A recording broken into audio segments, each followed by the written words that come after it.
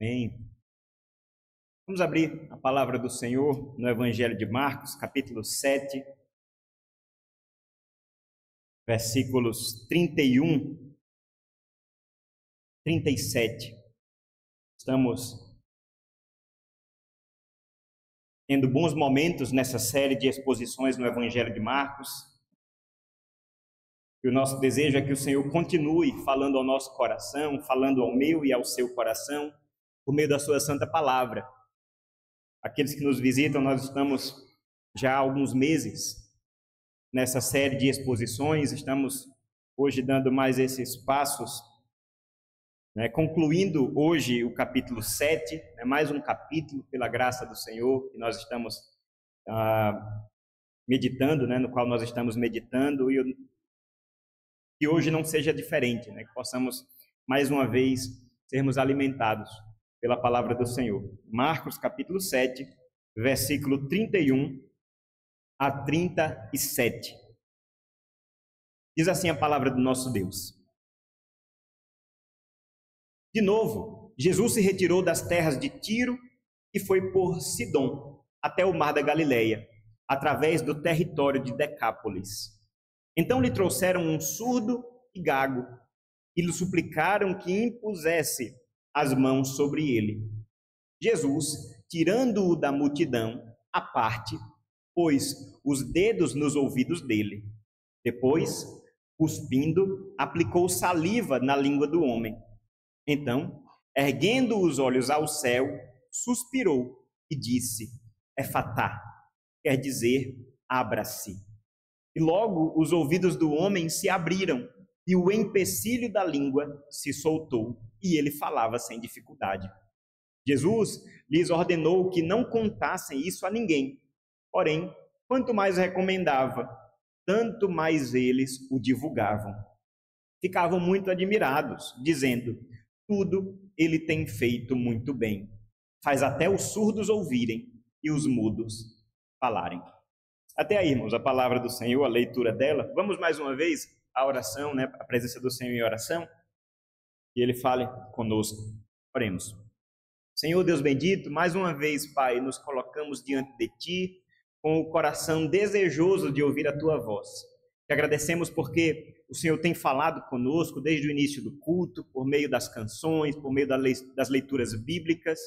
E agora, mais uma vez, Pai, por meio da pregação, da exposição da Tua palavra, nós queremos ouvir a Tua voz, Pai, que o Teu Espírito Santo nos encha com sabedoria, com entendimento, que Ele nos leve à verdade, que Ele nos afaste do erro, nos afaste, Senhor, da mentira.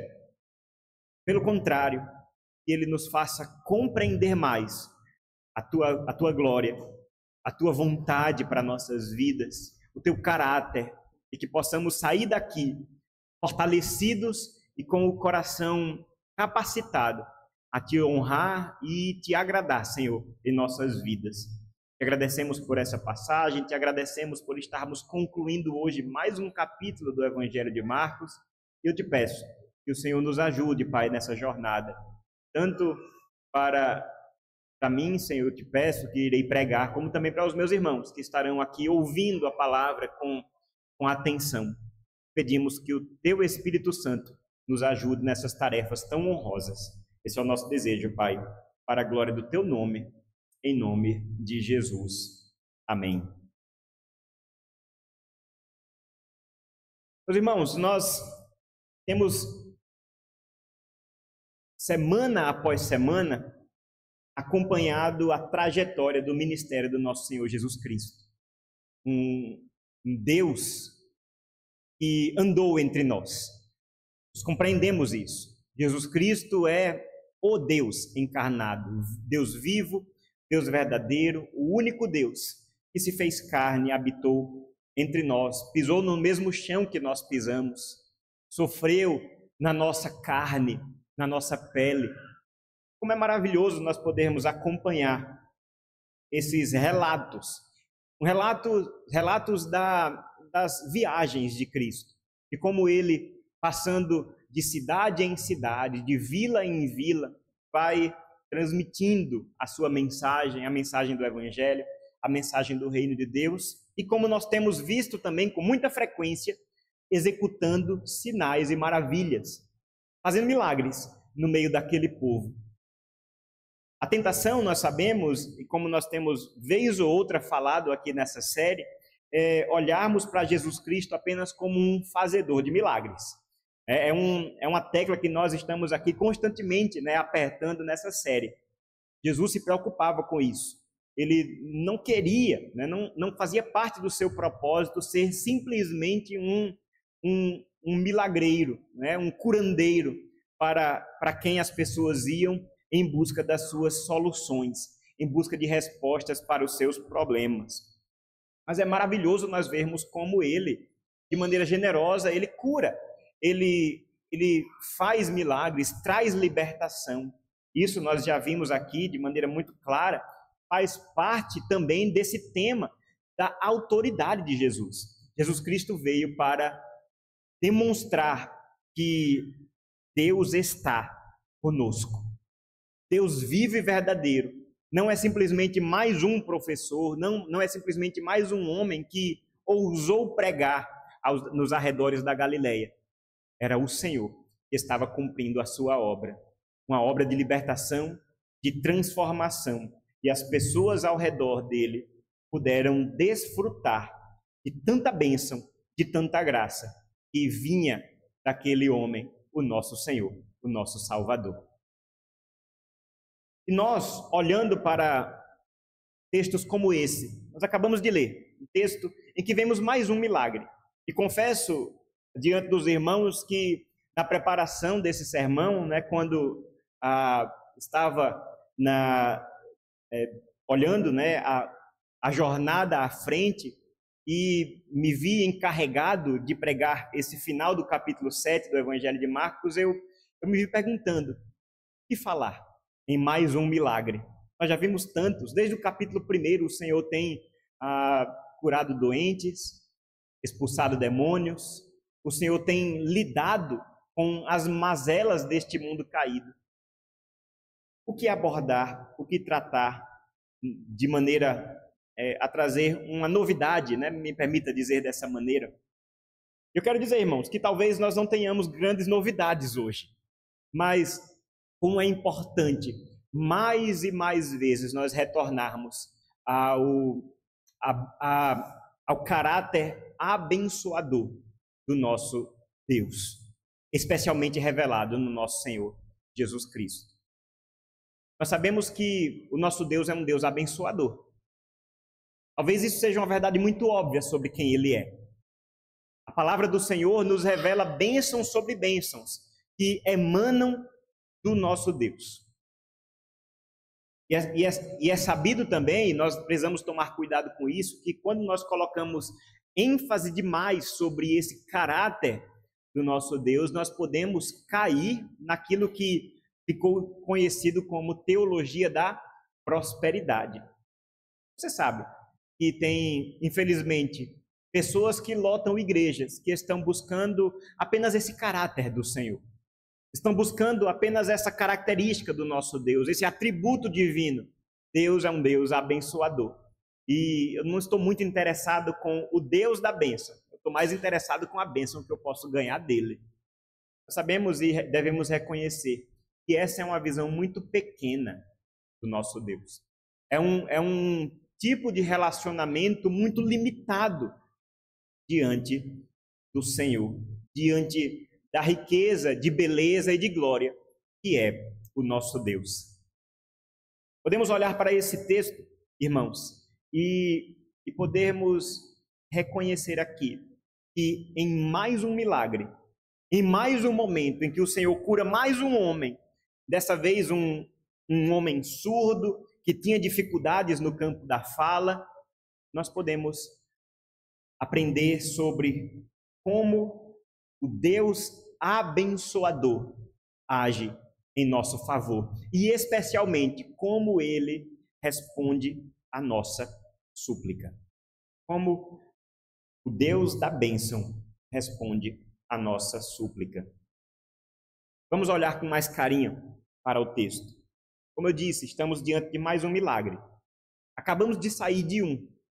Nós aprendemos na semana passada, Bruno esteve pregando aqui, e nós vimos como Cristo, ele tem aquele momento de interação com aquela mulher. Nós não sabemos o nome dela, ela ficou conhecida na história como uma mulher cirofenícia. Significa que ela é estrangeira. Ela não faz parte do povo judeu, não fazia parte do povo da aliança, né, conforme revelado no Antigo Testamento. E tem ali aquela conversa muito interessante com Cristo. Ela pede uma bênção, pede uma cura, porque a sua filha estava distante em sua casa, possuída por um espírito imundo, e ela suplica. Nós temos ali aquele diálogo muito interessante, né? Jesus diz, não é lícito tirar o pão dos filhos e dar aos cachorrinhos. E ela, respondendo com muita sabedoria, com muita inteligência, as palavras de Jesus naquele momento diz, tudo bem, mas os cachorrinhos também comem das migalhas que caem da mesa dos filhos. Jesus exalta a fé daquela mulher e atende a súplica, atende a oração daquela mulher. Nós aprendemos na semana passada de maneira muito clara como ali está demonstrada a graça do Senhor que ultrapassa barreiras, que vai além das muralhas da Judéia, que vai além daquilo que as pessoas compreendiam como o território em que Deus operava. Jesus está aqui dizendo, eu vim para toda a humanidade. Nós vamos compreender um pouco mais sobre isso. Afinal, nós podemos ver no começo do versículo 31 que o Senhor continua em terreno gentio. Ele continua fora das fronteiras da Judéia e da Galileia. Nós vemos no versículo 31, de novo, Jesus se retirou das terras de Tiro e foi por Sidom até o mar da Galileia. Através de onde, irmãos? Do território de Decápolis. Nós já passamos por esse território antes. E você lembra bem, no capítulo 5 do Evangelho de Marcos, nós já passamos por lá. Naquela ocasião maravilhosa em que o Senhor Jesus sobe num barco, junto com seus discípulos, atravessa o mar da Galileia, passa por uma tempestade gigantesca no mar da Galileia, e ali o Senhor Jesus faz um milagre, acalmando a tempestade, de maneira que eles podem chegar de maneira segura na outra margem. Quando eles chegam lá, eles estão onde? Exatamente em Decápolis. Exatamente nesse local em que nós devemos compreender, Jesus não estava em casa, ele não estava jogando em casa, estava no campo, né, no campo do adversário, estava no meio dos gentios. Ali, nós sabemos, ele só fez uma cura. Aquele homem que estava possuído por uma legião de demônios. Jesus Cristo veio e o restaurou, resgatou a vida daquele homem, porém, por causa dos acontecimentos ali, lembra, né, dos porcos que se jogaram do abismo, Jesus foi expulso daquela localidade. Jesus não pôde mais fazer milagres na região de Decápolis. Voltou para casa, atravessou o mar de volta, voltando para Cafarnaum. Mas perceba que agora, 2 capítulos depois, nós temos um cenário completamente diferente. Veja como está lá no versículo 32. Então, lhe trouxeram um surdo e gago e fizeram o quê? Lhe suplicaram que impusesse as mãos sobre ele. Se você comparar esses 2 textos, você vai ver um contraste muito, muito interessante. Capítulo 5, nós vemos as pessoas suplicando para que Jesus fosse embora. O Senhor não é bem-vindo aqui. O Senhor não tem lugar nas nossas cidades. O Senhor só trouxe prejuízo. Nós não queremos, nós não estamos interessados na vida desse homem que foi restaurado. Nós não estamos interessados porque o Senhor, porque uma cura foi realizada. Nós estamos preocupados porque nós tínhamos aqui 2.000 porcos pastando e nós de repente não temos mais. Vai embora. O Senhor Jesus foi expulso daquela localidade. Eles suplicaram para que Jesus fosse embora. Capítulo 7. Agora, os habitantes daquela mesma região, diante de um homem que está aqui sofrendo por causa das suas enfermidades, eles suplicam, mas agora de maneira positiva, reconhecendo em Cristo o poder, reconhecendo que naquele homem que estava ali, mais uma vez naquele local, há poder para trazer salvação, restauração.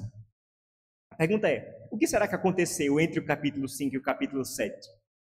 Que tipo de mudança aconteceu para que um povo tão hostil, um povo tão contrário à presença de Jesus ali, a ponto de expulsá-lo, agora estão dizendo, Jesus, venha curar esse homem? O que aconteceu? É claro que é um palpite, tá certo? É apenas uma imaginação. Mas vocês podem lembrar que no capítulo 5, quando Jesus é expulso de Decápolis, aquele homem que tinha sido restaurado, aquele homem que antes estava endemoniado, ele diz, Senhor, eu quero ir contigo. Jesus diz, não, você fica aqui e você vai contar o que aconteceu para os seus. Você vai voltar para sua casa, você vai voltar para sua família, vai voltar para sua vizinhança e vai contar que você foi restaurado por Jesus. De alguma maneira, é muito provável que isso aconteça. O testemunho desse homem fez com que, é claro, instrumentalizado pelo Espírito Santo, fez com que a opinião pública sobre Jesus naquela localidade se transformasse. De uma hostilidade, Jesus é expulso, Jesus não tem lugar aqui. Agora, nós reconhecemos nele a cura, nós reconhecemos nele poder, restauração. Jesus é bem-vindo aqui. Veja que maravilha, irmãos, o poder que um testemunho tem, o poder que uma pessoa que foi transformada por Cristo tem a poder compartilhar esse testemunho com as pessoas que estão ao seu redor.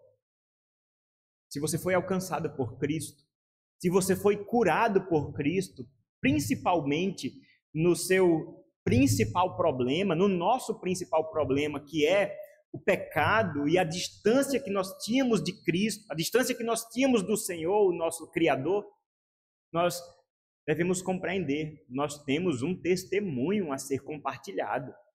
O Senhor Jesus, ele nos envia, assim como ele enviou aquele homem, né, como apenas um prenúncio da missão da igreja, de sermos nós, eu e vocês, enviados para glorificar ao Senhor, especialmente no meio das pessoas que não conhecem. Veja que privilégio maravilhoso ser um instrumento para que outra pessoa possa correr para Jesus, como esse povo pôde fazer. Isso é um privilégio, irmãos, que é dado a mim e é dado a você. Nós, discípulos de Cristo, que somos comissionados a levar essa mensagem. Podemos louvar ao Senhor pela vida desse nosso irmão. Nós não conhecemos o seu nome, mas podemos louvar ao nosso Deus pelo que ele pôde fazer, capacitado pelo Senhor. Já que compreendemos agora que o cenário mudou, agora Jesus Cristo é bem recebido em Decápolis, agora as pessoas reconhecem nele poder para curar, o que é que eles fazem? Nos diz o versículo 32. Apresentam um homem que estava doente. Na minha versão, pelo menos, nós temos aqui, ele estava surdo e gago. Algumas outras versões dizem ele era surdo e mudo, ou seja, ele tinha dificuldades no campo da audição, mas também dificuldades no campo da sua fala. Eu quero que você pense um pouco sobre a condição desse homem. Hoje nós estamos, no mês de setembro, tivemos, no domingo passado, tivemos uma pequena palestra aqui trazida pela nossa irmã Silene acerca da necessidade de nós atentarmos para a necessidade das pessoas surdas, especialmente no que diz respeito à pregação do Evangelho. Podemos compreender que é um povo que não tem tanto acesso à pregação.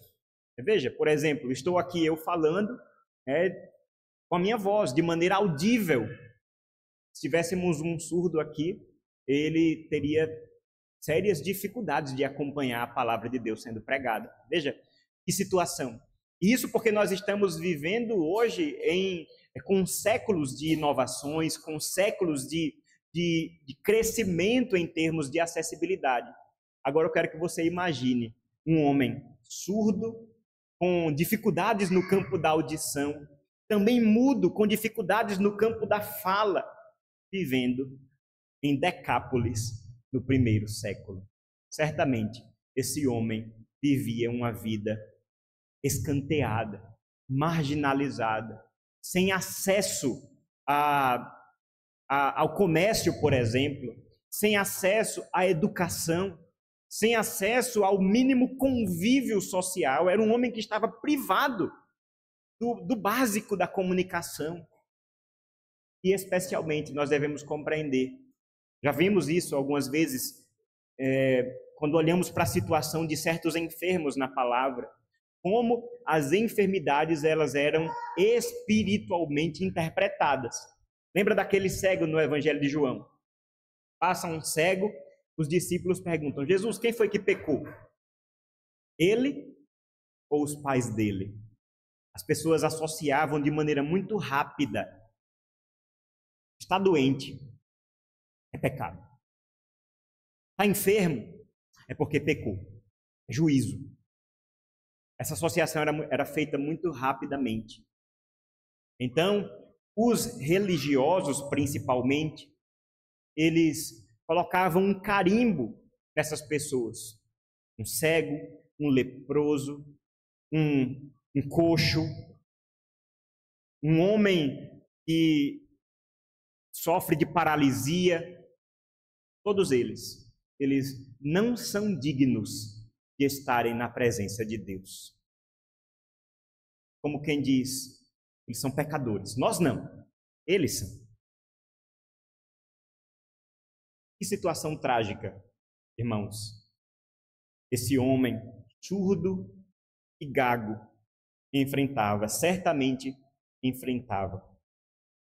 Mas é maravilhoso nós vermos agora como o povo de Decápolis, pelo menos algumas pessoas ali, estão motivados a levar esse homem à presença de Cristo.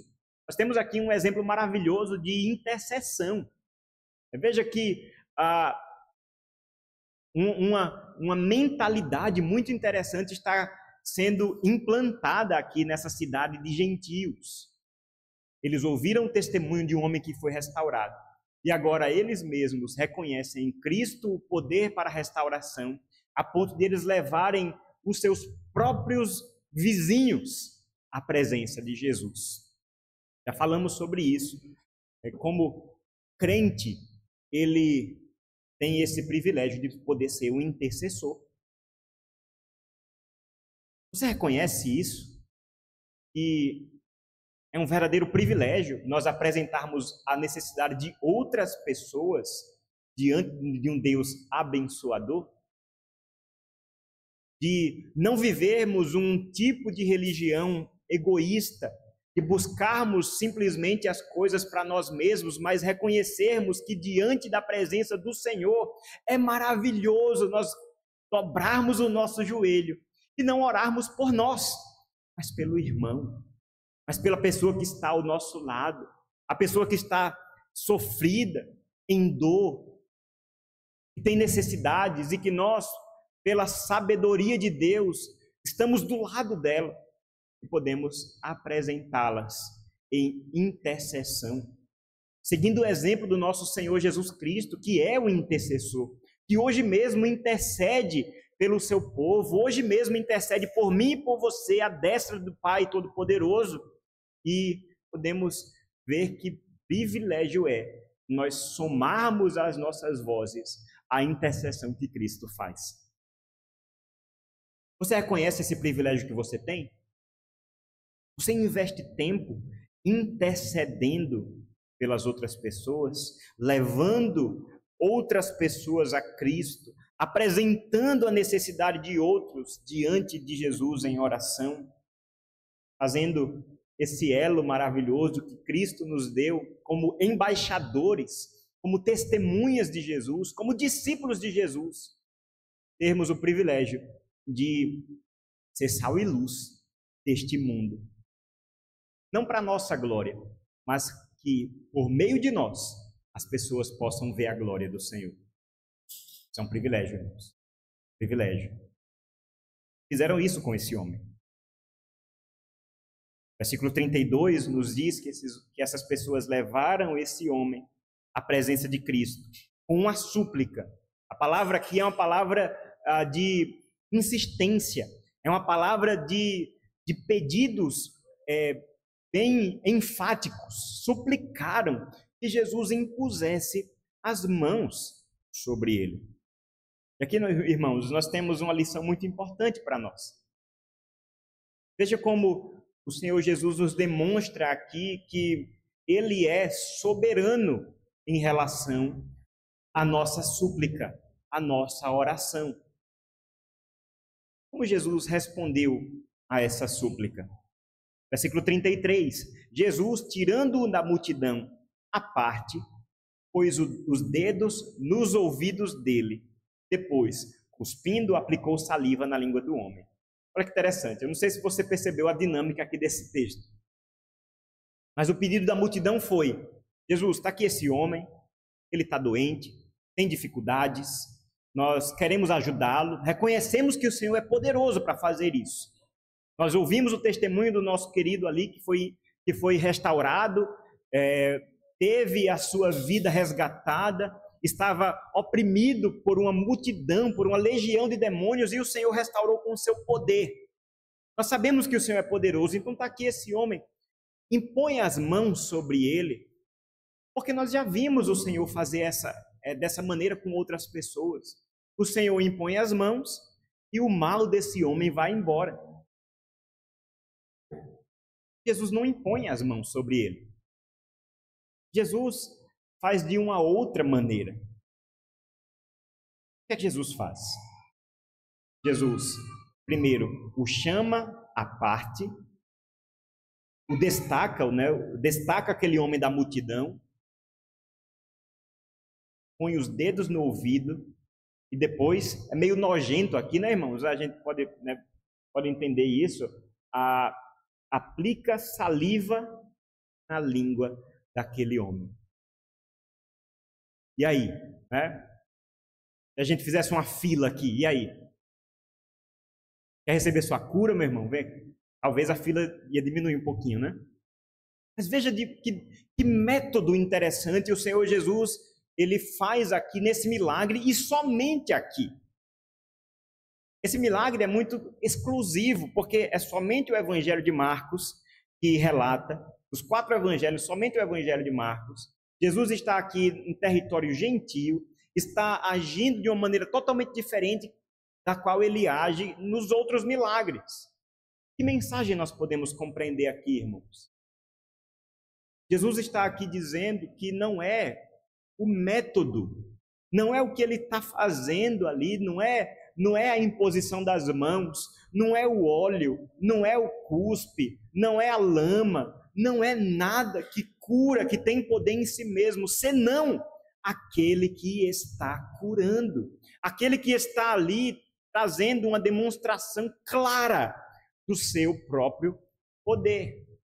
Me parece que é por isso que Jesus, vez ou outra, adotava métodos totalmente diferentes para curar, para que as pessoas não ficassem dizendo: Senhor, agora toca no meu ouvido, agora encosta mais uma vez na minha língua, como o Senhor fez com aquele homem. Jesus poderia dizer: não, você não entendeu, porque não é o ritual, não é a fórmula mágica, é o meu poder, é a minha vontade, é a minha graça. Jesus faz isso de certa maneira, atendendo à súplica daquelas pessoas, mas de uma maneira, de um meio completamente diferente. Aquele homem foi curado, foi restaurado, mas de um jeito surpreendente. Veja se não é isso que acontece também na nossa vida de oração. Nós reconhecemos que o nosso Deus é um Deus abençoador, como nós já concordamos hoje. Dele vem todas as bênçãos, toda boa dádiva vem do trono do Senhor. Mas nem sempre tudo que nós pedimos, nós recebemos. Isso não é verdade? Muitas vezes, nós podemos apresentar os nossos pedidos diante da presença do Senhor. E às vezes de maneira muito detalhada. Tem gente que gosta, né? Senhor, eu quero que o Senhor faça isso, mas não faz hoje não, faz amanhã, de manhã, né? Desse jeito. E o Senhor, nós devemos compreender isso. Ele continua assentado no trono. É Ele que é soberano, não nós. A autoridade é dele, não é nossa. A oração, irmãos, ela é um pedido humilde diante do Senhor. Não é nós chegando com autoridade diante de Deus, como muitos fazem, infelizmente. Nós sabemos que existem algumas linguagens que nós devemos ter muito cuidado para não usar, para que isso não possa influenciar o nosso entendimento do que é oração, do que é a súplica, do que é estarmos na presença do Senhor. Que tipo de linguagem é essa? Os irmãos sabem. Quantas pessoas chegam em oração diante do Senhor e dizem: Senhor, eu decreto. Quem somos nós, irmãos, para decretar alguma coisa diante do governador de todo o universo? Somos servos. Somos pó. Nos submetemos à vontade dele e não ele à nossa. A oração que Cristo nos ensinou é: Senhor, seja feita a tua vontade, assim na terra como no céu. Oração, irmãos, é uma atitude de humilhação, é uma atitude de quebrantamento. Nós reconhecemos que todas as respostas estão na presença do Senhor. Não somos nós, não é a nossa sabedoria, não é o nosso roteiro, não são nossas ideias, não é o nosso planejamento que estão colocados diante do Senhor. E nós encostamos ele na parede e dizemos: Senhor, vai ser assim. Ai de nós, se é esse tipo de oração que nós temos no nosso coração. Ai de nós. Será que algumas pessoas aqui ficaram incomodadas porque de repente não foram atendidas 100% no seu pedido? Imagine: Senhor, coloca esse homem aqui no meio da praça, impõe as mãos sobre ele, vai ser maravilhoso, todo mundo vai ver essa cura, vai ser glorioso, vai ser aquele movimento, aquele quebrantamento aqui. Faz isso, Senhor. Impõe as mãos aqui, nós queremos ver o teu poder. Jesus faz: vem cá, estamos ali, isolados, sem ninguém ver. Jesus cura de uma outra maneira. Fico imaginando que de repente pode ter alguém que disse: que pena, eu pensei tudo direitinho, estava tudo nos conformes, conforme eu tinha pensado, e Deus que não entendeu, né? Jesus que não compreendeu, teria sido melhor do meu jeito. Será que nós temos agido assim também na nossa vida de oração? Deixamos de confiar, deixamos de nos submeter à vontade do Senhor. Se até Jesus nos orou, né, orou dessa maneira, nos deixando o exemplo, naquele momento de aflição, ao dizer: Pai, afasta de mim esse cálice, cálice do seu sofrimento, mas que seja feita a tua vontade e não a minha. Se Cristo orou assim, quem somos nós? Quem somos nós para ficarmos descontentes com a maneira sábia com que Deus age nas nossas vidas? A nossa confissão de fé, ela nos diz de maneira muito interessante que, quando ela fala sobre a doutrina da providência, diz que a providência de Deus é a maneira muito sábia e poderosa com a qual Deus governa todas as coisas. E Ele faz todas as coisas, e isso é maravilhoso nós podermos ver, de acordo com a sua vontade, inclusive de maneira sobrenatural, podendo agir por meio das coisas, né? Usando os meios necessários, contra os meios ou sem os meios. Deixa eu exemplificar. Já que estamos falando aqui de uma enfermidade, né? Muitas vezes temos os nossos queridos que estão enfermos e nós oramos. Nós podemos pedir cura e dizer: Senhor, reconhecemos que o Senhor é poderoso para curar imediatamente, como Ele faz, como Ele fez muitas vezes na história e creio que faz ainda hoje.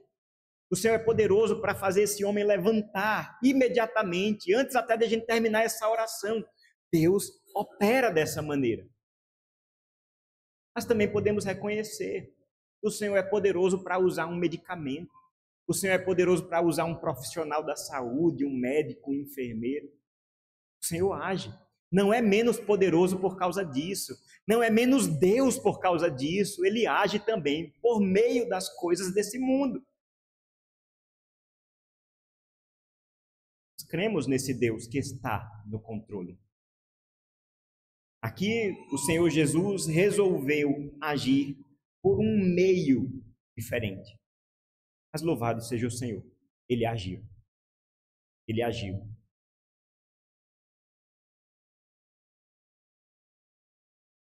É interessante nós vermos que esse meio pelo qual Jesus curou as enfermidades desse homem também nos ensinam algo acerca do caráter do Senhor. Jesus, Ele põe os dedos nos ouvidos daquele homem. Lembra? Esse homem era surdo, por isso não ouvia. De repente ele não estava entendendo nada do que estava acontecendo. Quem é esse homem que está aqui na minha frente? Jesus se coloca diante dele e indica onde a cura vai ser realizada. Ele faz isso com o ouvido, depois faz isso com a língua daquele homem. O comentarista diz que Cristo estava sendo sensível com aquele homem, dizendo: olha, eu sei da sua enfermidade, eu sei da sua dor, eu sei do que você está passando. E ao tocar, Jesus está indicando: eu estou agindo na sua vida. De maneira que aquele homem pode compreender. É como se Jesus estivesse falando em linguagem de sinais. Uma língua de sinais ali naquele momento, dizendo: olha, o seu ouvido eu vou curar. De maneira visual para aquele homem. E depois, a sua língua também vai ser alvo do meu poder. Também vai ser alvo da minha graça. Também vai ser alvo da bênção que vem do alto. E ali, Jesus olha para os céus, nos diz o versículo 34, suspira e diz: Efatá, que quer dizer abra-se. Esse versículo 34, nós temos algumas questões aqui para explicar. Vamos começar do final. Essa palavra que Jesus usa, efatá, é uma palavra do aramaico. Jesus falava aramaico. E nós já vimos em algumas ocasiões no Evangelho de Marcos que, vez ou outra, ele coloca Jesus falando em aramaico e explica logo em seguida. Efatá significa abra-se. É a tradução direta do aramaico para o grego, porque Marcos estava, o evangelista Marcos estava escrevendo para gentios, estava escrevendo para romanos principalmente. E é por isso que ele, vez ou outra, explica um vocabulário, rituais, informações do mundo judaico para leitores gentílicos. Não se trata aqui, irmãos, devemos compreender, de uma palavra mágica, tá certo? Não é uma palavra que tem mais poder. Não é um abracadabra aí, que Jesus falou e que... Não, Jesus está aqui expondo a sua autoridade sobre a criação. Ele já fez isso com o mar. Acalma-te, emudece.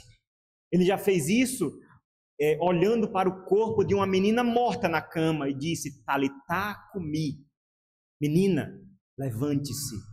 e agora está mais uma vez demonstrando o seu poder e a sua autoridade, até sobre as enfermidades, ao dizer: abra-se, abra-se.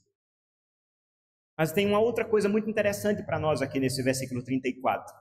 Jesus, ele, antes de ordenar que o ouvido e a boca daquele homem se abrissem, ele ergue os olhos ao céu e faz um suspiro.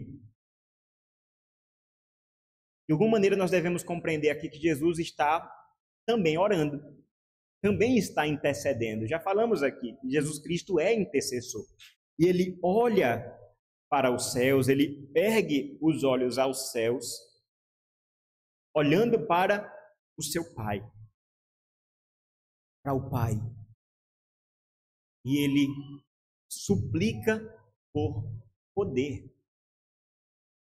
Ele já fez isso também na multiplicação de pães e peixes. O movimento é o mesmo. Jesus pega aqueles 5 pães, aqueles 2 peixes, levanta os olhos aos céus, abençoa aquele alimento e aí sim começa a repartir. E de repente você ouvindo uma coisa dessa, você pergunta: como assim? Como assim Jesus está pedindo poder para o Pai? Ele não tem poder, não? Ele precisa pegar emprestado poder? É interessante, irmãos, nós compreendermos aqui o relacionamento de Jesus com o seu Pai, o Filho eterno com o Deus Pai. Um relacionamento de eterna glória, de eterno amor, de eterna alegria. E isso também quando Cristo veio a esse mundo, quando Cristo assumiu uma natureza humana como a nossa e cumpriu a sua obra. Nós devemos compreender que Cristo fez tudo o que fez na autoridade do Pai, no poder do Espírito Santo. E isso não o diminui como Deus. Isso não o diminui no seu poder, na sua glória, na sua autoridade. Pelo contrário, só nos mostra como a Trindade, Deus Pai, Deus Filho e Deus Espírito Santo, eles continuaram agindo conforme eles agiam em toda a eternidade, juntos. Tem uma frase, né, da teologia clássica que é muito interessante, que diz o seguinte, né? A obra da Trindade, realizada pela Trindade, ela é indivisível. Indivisível. Como é que a gente pode entender isso? Pense na encarnação. Jesus Cristo, Filho de Deus, o Verbo, tomando a natureza humana, se fez carne. Mas está escrito que foi o Espírito Santo que veio sobre o ventre de Maria. O Pai envia o Filho. As 3 pessoas da Trindade, as 3 pessoas santas da Trindade estavam ali, presentes na obra da encarnação. E assim também estavam na obra ali do batismo, Jesus Cristo recebendo o poder do alto ao descer sobre ele o Espírito Santo, o Pai dos céus proclamando o amor dele pelo seu próprio Filho: este é o meu Filho amado, em quem me comprazo.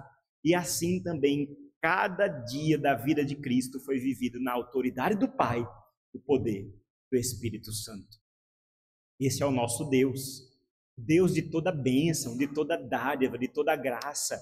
É um Deus que age em todo o seu ser, Deus Pai, Deus Filho e Deus Espírito Santo. Nesse texto, agindo em favor daquele homem miserável que estava diante de Cristo, na nossa vida, também vindo em nosso favor. Deus Pai, Deus Filho e Deus Espírito Santo.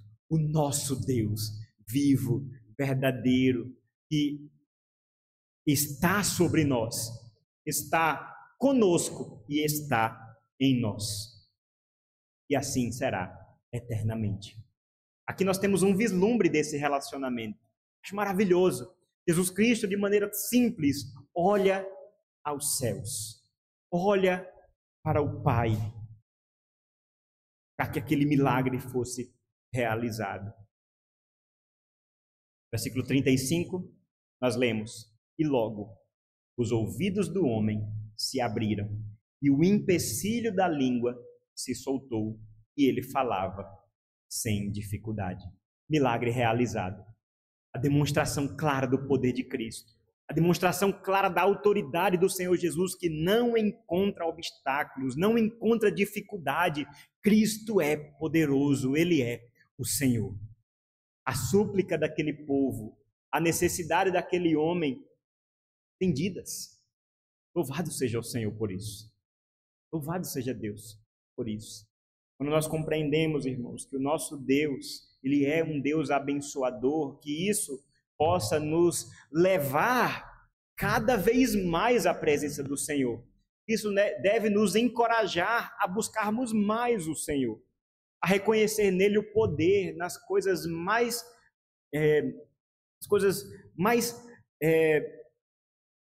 nas menores coisas da nossa vida, como o próprio Senhor Jesus nos ensinou no Sermão do Monte, no texto que nós lemos. Não se preocupe com o que você vai comer, com o que você vai vestir, porque Deus já sabe dessa necessidade. Porque o Pai que está no céu, Ele conhece. Quem se preocupa demasiadamente com essas coisas são aqueles que não podem chamar Deus de Pai. Ele nos diz, os gentios é que agem dessa maneira. Mas nós, vocês, que são chamados filhos de Deus, nós temos a quem recorrer. Nós temos um caminho aberto diante de nós. Por isso, meu irmão, reconheça que tudo que é bom vem do alto. O reformador João Calvino, ele resume de maneira muito interessante uma palavra que é um pouco difícil de definir, chamada piedade. Piedade. E ele, no seu principal livro, diz: a piedade é ver em Deus a fonte de todo bem. O bem não vem de mim mesmo, não vem desse mundo, não vem daquilo que esse mundo pode me oferecer, não vem de outra pessoa, de mais um líder, de mais um político, de mais um salvador que se apresenta. O bem vem do Senhor. Toda boa dádiva vem do trono do Pai das luzes. Isso é ser piedoso. Isso é piedade verdadeira. Reconhecer que tudo vem do Senhor. Isso deve nos levar, irmãos, à adoração. Deve nos levar a nos quebrantarmos na presença do Senhor, a vermos nele um convite à oração, a podermos fechar a nossa porta, fechar a porta do nosso quarto e falar com o Pai que está em secreto. Mas devemos reconhecer também uma outra coisa.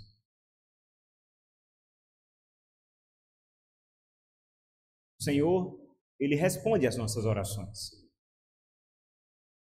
Muitas vezes, de maneira graciosa e generosa, Ele atende nos nossos pedidos, dizendo um sim naquilo que a gente está pedindo. Sabemos também que muitas vezes Ele responde com um não. Quantos enfermos contemporâneos de Jesus não foram por Ele curados? Quantos surdos continuaram sem ouvir? Será que Jesus não poderia curar? É claro que sim. Quantas orações feitas por crentes fervorosos, homens e mulheres de oração, não são respondidas conforme é pedido. De repente você está passando por um momento como esse. De repente você, ouvindo uma palavra como essa, e diz: que bom que ele foi curado. E eu? Que tenho pedido e pedido e pedido há tanto tempo e não recebo essa resposta. Nós devemos compreender uma coisa, irmãos. Aquilo que o Senhor faz, aquilo que Ele fez em seu ministério terreno, e aquilo que Ele perpetuamente continua fazendo, Ele o faz com o principal propósito da glória dEle. Se você ora e é atendido no seu pedido, a glória é do Senhor.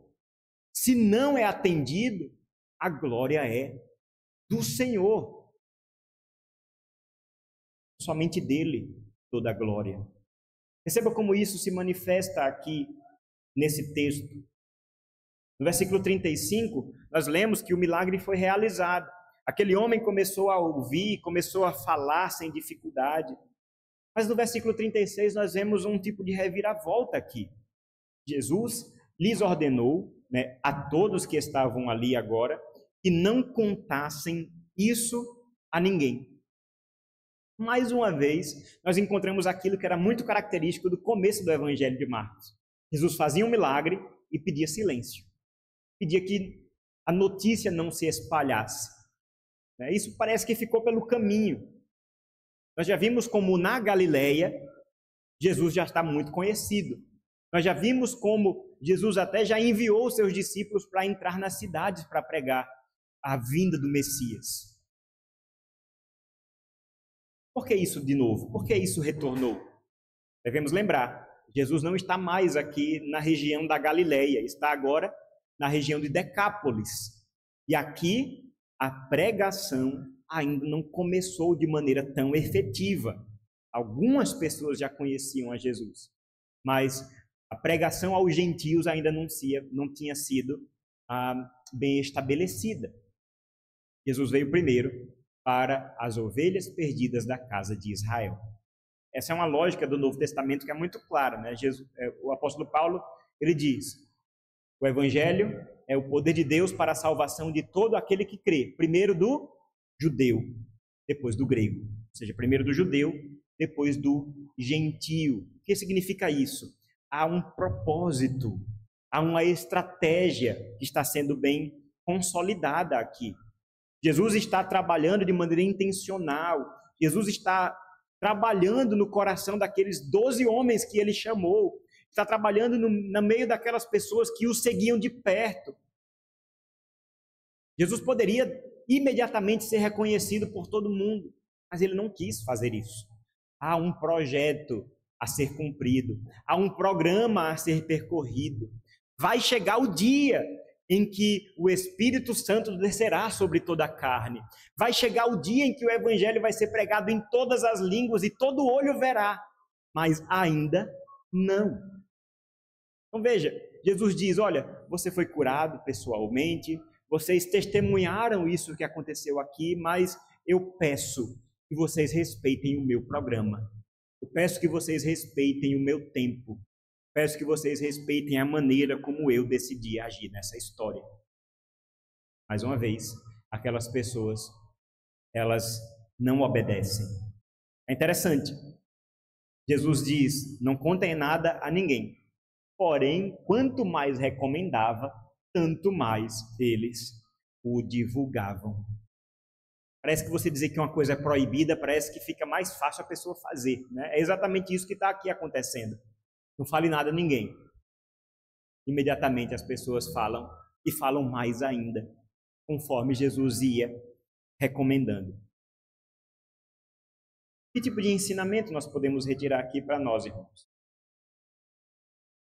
Se o nosso olhar ele é pequeno, se a nossa vida com Deus, a nossa vida com oração, ela é limitada somente ao nosso umbigo, a gente recebe a bênção, tudo bem. Eu não preciso de mais nada.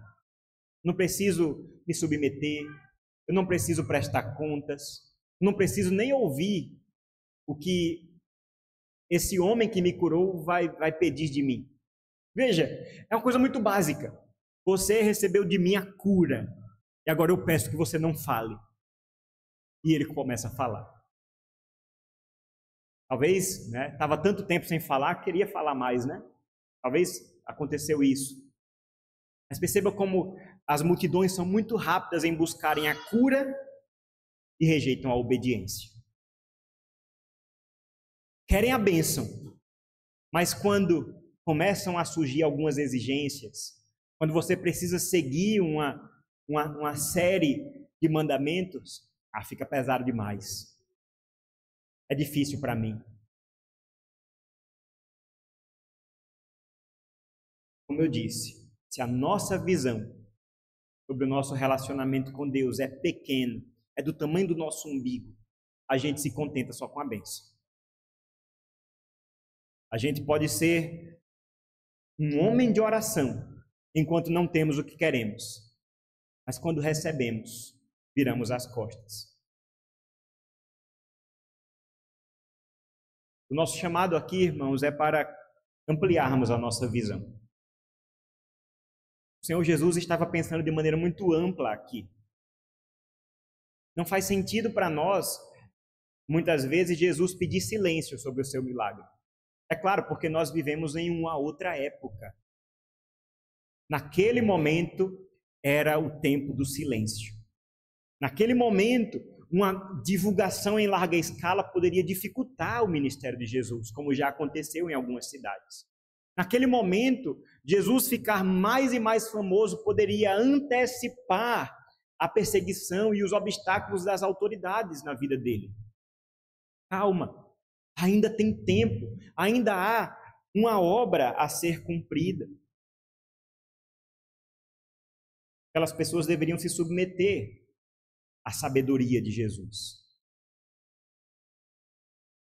Mas sabe qual é a grande ironia, irmãos?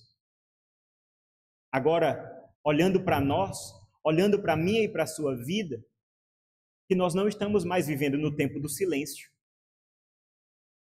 A ordem hoje é o contrário.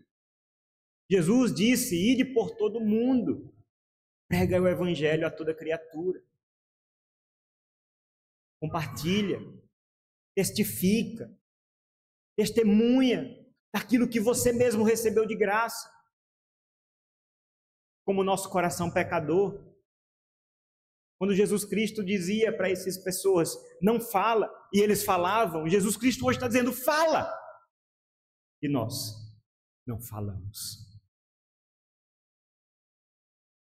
Nós emudecemos, fechamos a nossa boca, porque pensamos pequeno demais. Irmão, desenvolvam a vida de oração. Peça coisas ao Senhor. Peça bênçãos. Ele é o Deus de toda bênção. Mas sempre saiba, sempre reconheça que a glória é dele, não é nossa, não é sua, não é minha. Não é porque você é um grande homem de oração e recebe tudo o que pede. Não seja essa pessoa. Não desenvolva esse orgulho no seu coração. Dê glórias ao Senhor. E que aquilo que você pôde receber, unicamente pela graça e pela misericórdia de Deus, que você possa sempre raciocinar e pensar, Senhor, me mostra como eu posso usar essa bênção que eu recebi para comunicar a tua glória. Porque eu não sei se você sabe, mas esse é um grande propósito para o qual Deus nos abençoa. Um grande propósito pelo qual Deus gosta de nos abençoar. Não é porque a gente fica olhando só para a bênção. O Senhor está pensando lá na frente. Você recebeu uma grande bênção, imagine o tamanho do seu testemunho. Imagine o tamanho da bênção que você vai agora comunicar, para que a bênção não fique só em você. Para que aquilo que você recebeu não fique guardado a 7 chaves dentro de você. Você transborde, para que outras pessoas possam também glorificar ao Senhor.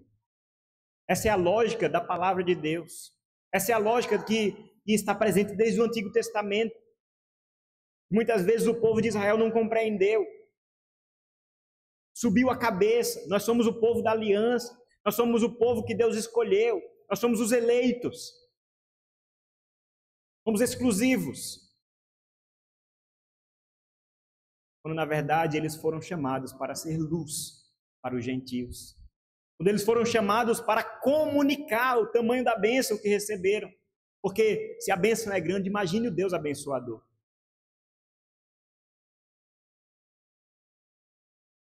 O Salmo 67, ele termina exatamente dessa maneira. Eu gostaria que se colocasse aqui o último versículo do Salmo 67. Veja como esse salmo, de maneira maravilhosa, ele convida todos os povos à adoração. Louvem-te os povos, ó Deus, louvem-te os povos todos. Ele diz que Deus nos abençoe e todos os confins da terra o temerão. Esse é o raciocínio da bênção. Existe um ciclo de toda a bênção, de tudo de bom que recebemos, seja espiritual ou material, é algo que você pediu e recebeu, louvado seja o Senhor. É uma bênção espiritual, é a salvação, é o perdão, é a santificação, é o fato de você ser uma nova criatura. Meu irmão, compreenda, todas essas bênçãos, elas foram dadas generosamente pelo Senhor, que é a fonte de toda a bênção. Nós recebemos com ações de graças e respondemos ao Senhor. Porque senão a gente vira idólatra. Senão a gente adora a bênção. Quando ela não vem, a gente fica triste. O mundo acaba. Mas nós devemos receber as bênçãos e responder em gratidão. Responder em testemunho. De certa maneira, a bênção sempre volta para a fonte. Ele nos dá. E nós a dedicamos de volta. Nós a usamos para a glória dele. Nós a usamos como testemunho para que outros possam adorar ao Senhor. A glória de Cristo, apesar do pecado, apesar da desobediência, ficou destacada nesse milagre. O versículo 37 termina dizendo o seguinte: ficavam muito admirados, dizendo: tudo ele tem feito muito bem. Faz até os surdos ouvirem e os mudos falarem. Que testemunho maravilhoso, irmãos, essas pessoas puderam dar diante daquela cura. Olha esse homem. Tudo que esse homem faz é bom. Tudo ele tem feito muito bem. Que esse também possa ser o seu entendimento sobre as obras de Deus na sua vida. Que esse seja o seu entendimento sobre as obras do Senhor nessa igreja. Tudo que ele faz é muito bom. Pela sua graça, é para o nosso bem. O apóstolo Paulo nos ensina, e com isso nós terminamos. O apóstolo Paulo nos ensina todas as coisas. Deus faz com que todas as coisas cooperem para o bem daqueles que amam a Deus. Você crê nessa verdade? Nós sabemos que tem coisas que vêm na nossa vida que doem. Tem coisas que vêm nas nossas vidas que não são boas. Nós devemos entender isso. Mas esse texto não diz isso. O texto não nos diz que todas as coisas vão ser boas. O texto não nos diz que nós vivemos num mundo que faz de conta, em que tudo é confortável. O texto ele é mais amplo que isso. Ele diz: todas as coisas cooperam para o bem. Até aquilo que não é bom. Até aquilo que dói. Até o sofrimento. Até a enfermidade. Até a dor, a perda. Tudo coopera para o nosso bem. Por isso, irmãos, reconhecendo que é o Senhor que está assentado no alto e sublime trono, que o seu coração possa se encher de contentamento e de alegria, reconhecendo nele a nossa salvação. E assim como esse homem, estávamos nós também surdos à voz do Senhor. Estávamos com as nossas línguas bloqueadas e não podíamos dar glória a Deus. Mas em Cristo Jesus, espiritualmente, nós podemos ouvir o Evangelho. Podemos colocar a nossa fé em Cristo Jesus e confessar essa fé com a nossa boca. Que a glória seja do Senhor. Vamos orar? Senhor, muito obrigado, Pai, por Tua palavra. Muito obrigado, Pai, porque podemos, Senhor, contemplar o Teu caráter abençoador. Teu Filho Jesus, nessa terra, fez muitos milagres, Pai. Isso nos fala do Teu amor, da Tua generosidade, do Teu poder. Nos fala da maneira maravilhosa como o Senhor olhou a nossa necessidade. Como o Senhor estendeu o Teu poder para pessoas que não mereciam. Como esse homem, isolado, vivendo uma vida certamente muito difícil. Mas o Senhor entrou na sua vida. Muito obrigado, Pai, por esse relato, por essa passagem. Te pedimos, Pai, que o Senhor nos ensine a vivermos para a glória do Senhor, em nossa vida de súplica, em nossa vida de oração, de intercessão uns pelos outros, reconhecendo, Pai, que Tu és a fonte de toda bênção. Mas te pedimos também, Pai, que o Senhor nos livre de confundirmos o abençoador com a bênção e adorarmos a bênção no lugar do abençoador. Nos livra disso, Senhor. E que mesmo que as nossas orações não sejam atendidas de acordo com aquilo que a gente deseja, que possamos compreender que a maior bênção que o Senhor pode nos dar, nós já temos, que é termos comunhão contigo, Senhor. Os bens materiais que podemos pedir, aquilo que podemos receber nesse mundo, Pai, são apenas